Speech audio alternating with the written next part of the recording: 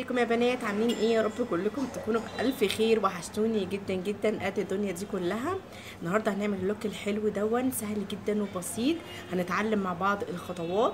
ما تركزوش مع عيني دي عشان وانا بحط الايلاينر القلم دخل جوه عيني، ومن ساعتها وانا منصبه نفسي بالعافيه علشان اكمل معاكم الفيديو.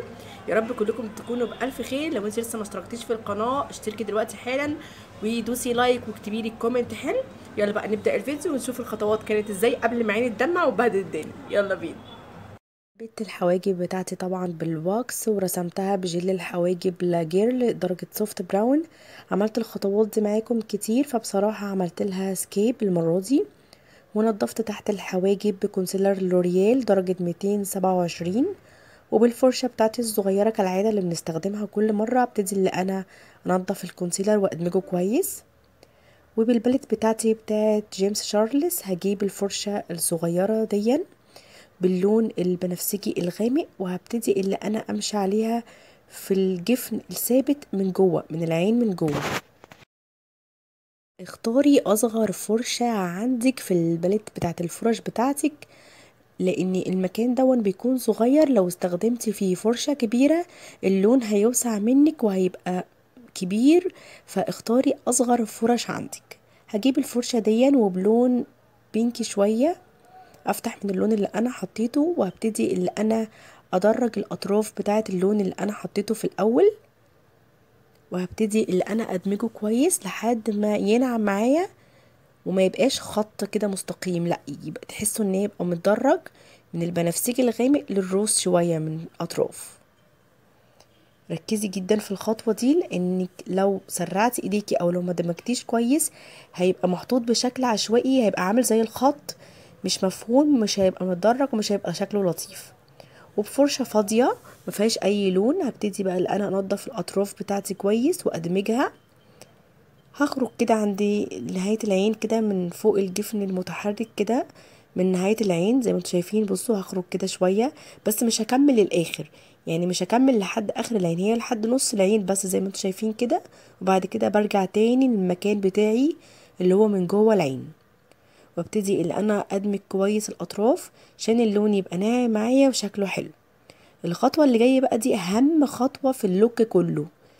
اهم حاجه ان الفرشه اللي هتكوني تستخدميها دلوقتي في تنظيف الكونسيلر تكون فرشه طبعا بلاستيك، ويكون الشعر بتاعها فلات قوي، يكون مضموم قوي، يعني ما يكونش منكوش، يكون الشعر مضموم جدا، وتكون السن بتاعها رفيع جدا جدا علشان تعمل لك الكات كريز مظبوط وتنضف لك الحروف بتاعه الاي شادو حلو.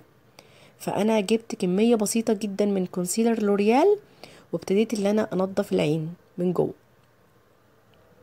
وبعد كده بفرشه مبططه شويه هاخد اللون الابيض واتاب بيه على الكونسيلر بتاعي بحيث ان هو يثبت ويبقى اوضح وما يشققش معايا، يعني لو سبت الكونسيلر كده لوحده اكيد هيشقق معايا وهيخطط، فلازم اللي انا اتاب عليه بحاجه تكون باودر. فاخترت اللون الابيض دون علشان يدي تنوير ويبقى شكله حلو. ارجع بدور الفرشه بتاعتي الفاضيه وابتدي اللي انا ادمج الاطراف بتاعتي كويس جدا قبل ما اقطع بالكونسيلر. اجيب برضو الفرشه، هنا كنت بوريكم ان انا مش باخد الكميه كلها اللي في الفرشه، بمسح الزياده على ايدي وبعد كده بعمل بالكونسيلر، لاني ما ينفعش احط كميه كبيره من الكونسيلر، الدنيا هتعجن مني ومش هعرف ان انا اتصرف في الكميات الكبيره. فخدي كميه بسيطه خالص وامسحي الزياده على ايدك واعملي بيها بالراحه خالص وعلى مهلك، وتكوني مركزه ومش مستعجله عشان العينين معاكي تطلع زي بعض. انا هنا كنت ببص شويه في التليفون وشويه اروح ابص في المرايه علشان عايزه العينين يطلعوا زي بعض. انا مش هاخد الكونسيلر لحد اخر العين، لا، انا هكتفي بس بالكورنر اللي جوه دون بس، مش هاخده للاخر خالص، هو الكورنر اللي جوه وشويه بقى هنزله على الجفن المتحرك. برضو اجيب الفرشه بتاعتي المبططه ولون ابيض وانفض الزياده وابتدي اللي انا اتاب على الكونسيلر بتاعي.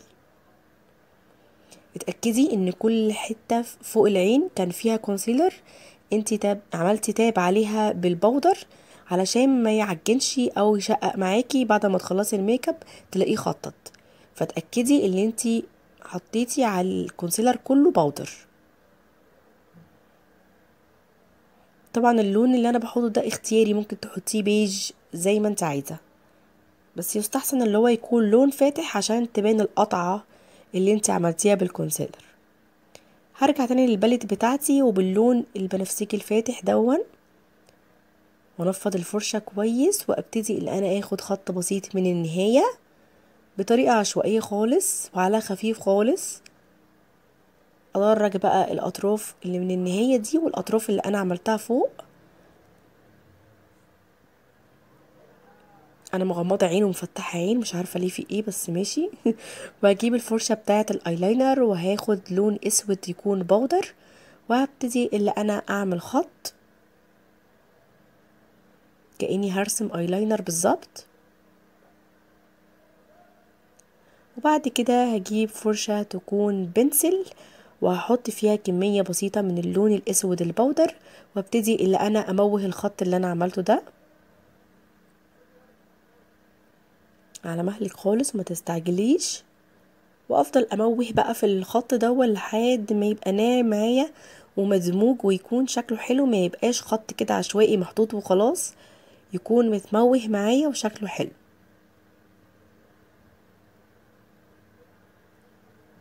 هقعد كتير ادمج بقى في الطرف بتاعه، لما احس بقى خلاص اللي هو اندمج معايا وبقى خلاص كويس وشكله حلو وناعم، هبتدي بقى اللي انا ادمج الاطراف بتاعته بلون بنفسجي بنفس الفرشة. هدمج بقى الاطراف بتاعته اللي من جوه مش من اللي بره، مش من اللي بره يعني، من جوه من ناحية العين من ناحية الجفن المتحرك. وهبتدي اللي انا بقى ادمج الاطراف بتاعت الاسود ده باللون البنفسجي. هفضل برضو اوفر دمج، هقعد ادمج كتير لحد ما اللونين يدخلوا في بعض وميبقاش ما بينهم اي فاصل.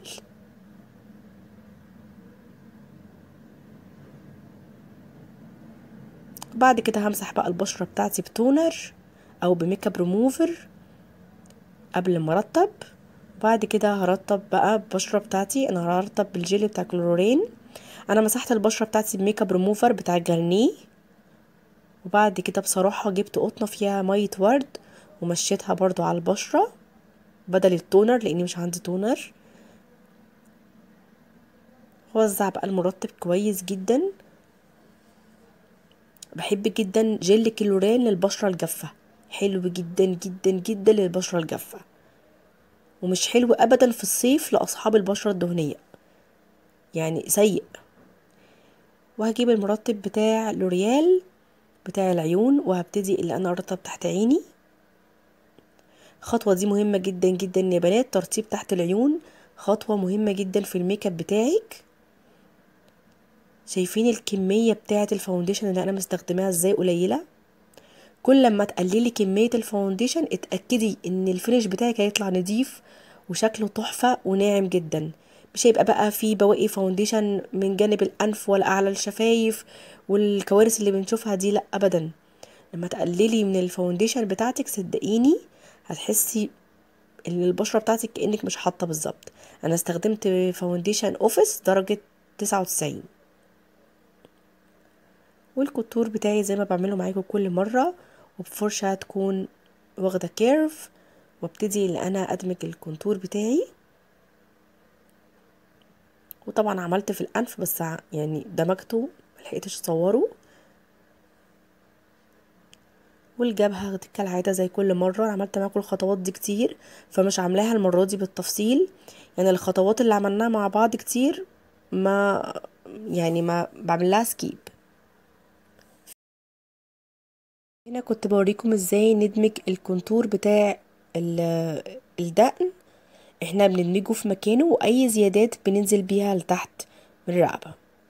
وهنا كنت خلاص عملت الكونسيلر بتاعي وبدمجه بالبيوتي بلندر، حطيت شوية تحت الكونتور اللي انا عملته عشان يبرز لي الكونتور بتاعي اكتر، وطبعا في منتصف الانف والجبهة، وحطيت برضو فوق الشفايف وفي الدقن. وطبعا رشيت البشرة فيكس بعد ما ثبت باللوز باودر وبالكومباكت باودر. وتعالوا بقى نشوف العين. جبت الكحل بتاع انجلوت او الايلاينر بتاع انجلوت فرشة رفيعة خالص، وهبتدي اللي انا ارسم مدمع بسيط وصغير جدا من اول العين زي ما انتم شايفين كده،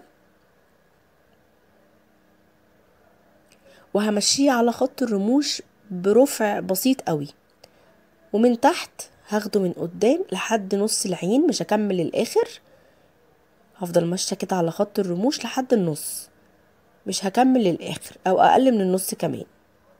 وبفرشه الفلات الصغيره دي هبتدي اللي انا اموه بقى الخط اللي انا عملته ده وانزل بيه لتحت شويه، ابتدي اموهه وانزل بيه لتحت شويه، ماخدوش بخط مستقيم. شايفين؟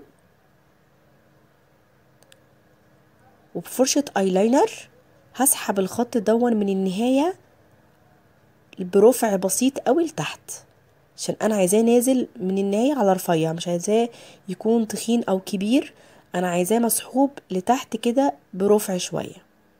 وبالكحل بتاع ريمير لندن البيج وابتدي اللي انا افتح نهايه العين. طريقه سهله جدا وبسيطه قوي. وبالسفنجه دي بحب احط فيها كميه لوز باودر صغيرين زي ما انتم شايفين الكميه اللي على ايدي الصغيره دي، وابتدي اللي انا اتاب على الكحل الابيض اللي انا حطيته بحيث ان هو يثبت معايا اكتر. مش هكتفي بكده كمان، هجيب فرشة تكون فلات صغيرة وبلون بيج باودر، وابتدي برضو اتاب على اللون الكحل اللي انا حطيته عشان يثبت معايا لأطول فترة. وهرجع للكومباكت باودر بتاعتي وابتدي بقى اللي انا انضف.